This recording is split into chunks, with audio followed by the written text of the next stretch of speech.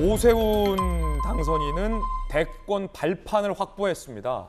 이제는 당권 경쟁, 국민의힘 내부에서 차기 당권 경쟁에 대한 이야기도 나옵니다.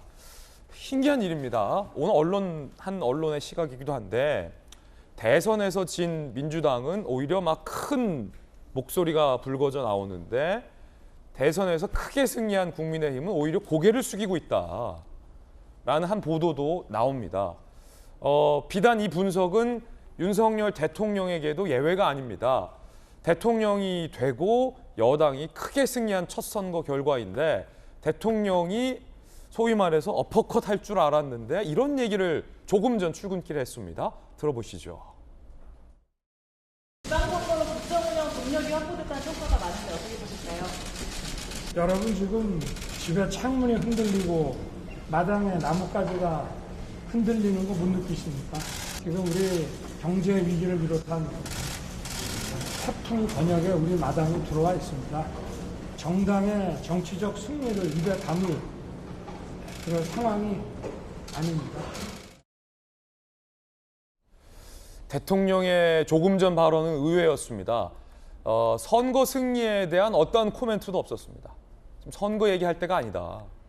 민생 경제를 살리겠다라는 말이었습니다. 그럼 이번 선거 승리를 이끈 당 지도부는 어떤 이야기를 할까요? 이준석 대표 이야기 들어볼 텐데 의외의 발언인데 당이 혁신하겠다, 혁신위를 설치하겠다라는 쇄신의 목소리를 민주당보다 먼저 냈습니다. 들어보시죠. 국민 여러분께서 우리 여당에 몰아주신 그런 어떤 강한 그런 지지는 사실 저희로서는 너무나도 감사하고 또 두려운 성적입니다. 정말 겸손한 자세로 오직 국민만 바라고 일하라는 그런 교훈을 저는 바탕으로 앞으로 일해 나가도록 하겠습니다. 즉시 당 차원에서 혁신위원회를 설치하기로 했습니다. 혁신위원장으로는 이번에 공천관리위원으로 또 활동해 주셨던 최재형 전 감사원장을 모시기로 했습니다. 공천제도에 있어가지고 적절한 수정할 수 있는 연구하는 그런 정당 개혁을 목표로 하는. 네, 김병민 전 대변인 마치 선거에서 진 것 같은, 만약에 개표 방송을 안 보고 푹 주무시고 이 뉴스를 보신 분들은 국민의힘이 선거 졌나? 라고 생각할 정도의 대통령의 발언과 당대표의 발언이었습니다. 네. 혁신하겠다, 쇄신하겠다라면서 웃음기 하나 없는 이 대표의 메시지였는데 그것도 감사원장을 했던 문재인 정부에서 최재형 전 감사원장을 혁신위원장에 임명해서 정당 개혁을 하겠다. 자, 왜 이런 메시지가 나오는 겁니까? 우리가 과거의 잘못에서 교훈을 얻지 못하게 되면 제대로 된 정당의 모습이라고 할 수 없겠죠.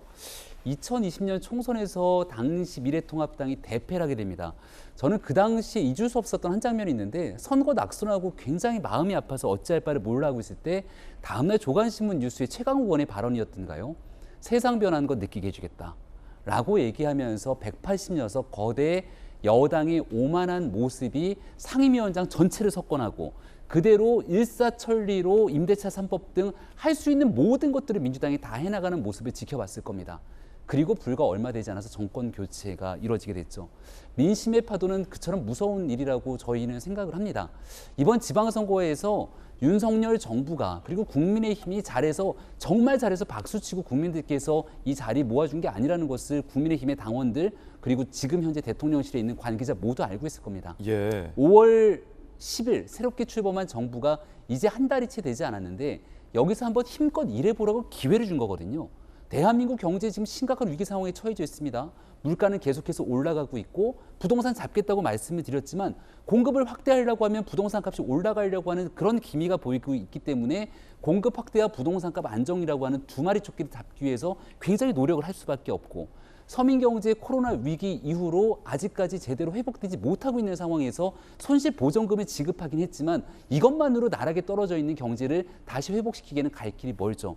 지금 지방자치단체에 권력을 주셨고 서울시도 시장뿐 아니라 시의회, 기초단체장까지 권력을 주셨기 때문에 그 다음은 이제 일로서 성과로 국민께 보답하는 일이 남아있는 무거운 숙제가 남아있는 거거든요.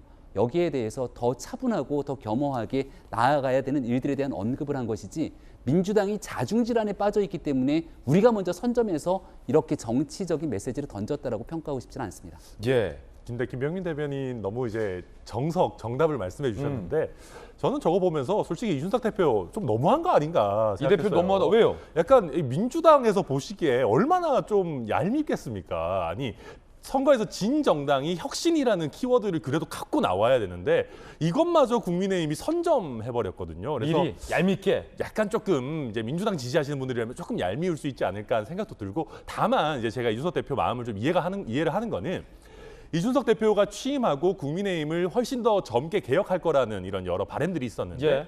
바로 대선 지선 치르느라 사실 큰 개혁을 하지는 못했어요. 뭐 물론 그 사이에 중간중간에 뭐 대변인도 국민 뭐 공모로 뽑고 뭐 저희 공직 자격 시험도 치고 그랬습니다만은 정당의 체질 개혁을 했느냐라고 하는 거는 물음표가 남아 있을 수 있거든요.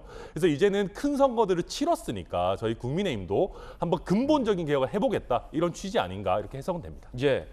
샴페인을 터트리는 대신 혁신하겠다라는 혁신안을 들고 나온 이준석 대표. 여러분은 어떻게 생각하십니까?